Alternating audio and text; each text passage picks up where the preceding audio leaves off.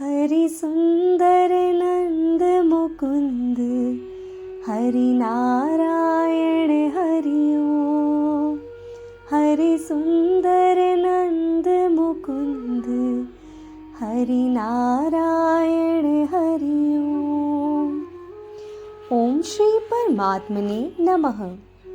आइए आगे बढ़ाते हैं पंचदशोध्याय के इस सफर को।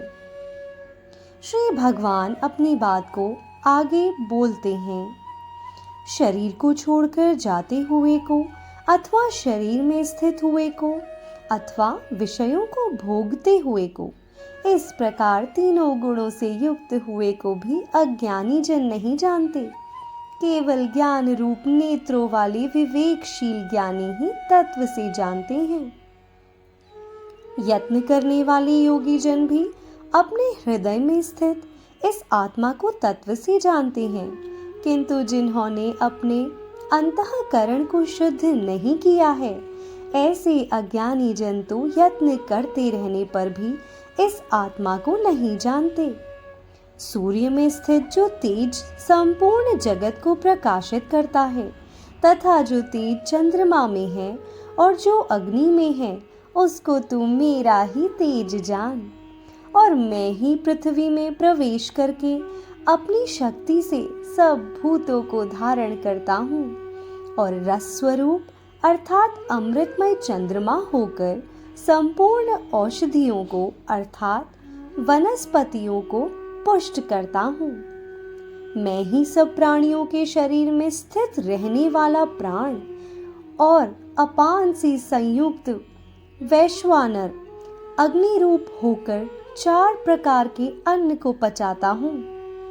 मैं ही सब प्राणियों के हृदय में अंतर्यामी रूप से स्थित हूँ तथा मुझसे ही स्मृति, ज्ञान, अपोहन होता है और सब वेदों द्वारा मैं ही जानने के योग्य हूँ तथा वेदांता का कर्ता और वेदों को जानने वाला भी मैं ही हूँ।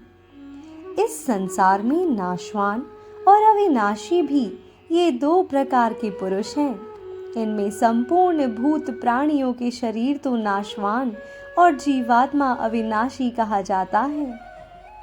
इन दोनों से उत्तम पुरुष तो अन्य ही है, जो तीनों लोकों में प्रवेश करके सबका धारण पोषण करता है। एवं अविनाशी परमेश्वर और परमात्मा इस प्रकार कहा गया है, क्योंकि मैं नाशवान जड़ वर्ग क्षेत्र से तो सर्वथा अतीत हूँ और अविनाशी जीवात्मा से भी उत्तम हूँ, इसलिए लोक में और वेद में भी पुरुषोत्तम नाम से प्रसिद्ध हूँ। भारत, जो ज्ञानी पुरुष मुझको इस प्रकार तत्व से पुरुषोत्तम जानता है, वह सर्वज्ञ पुरुष सब प्रकार से निरंतर मुझ वासुदेव परमेश्वर को ही भजता है। हे निष्पाप अर्जुन, इस प्रकार यह अति रहस्य युक्त गोपनीय शास्त्र मेरे द्वारा कहा गया। इसको तत्व से जानकर मनुष्य ज्ञानवान और कृतार्थ हो जाता है। यही समाप्त होता है अथ पंचदशोध्याय का ये सफर। राधे राधे।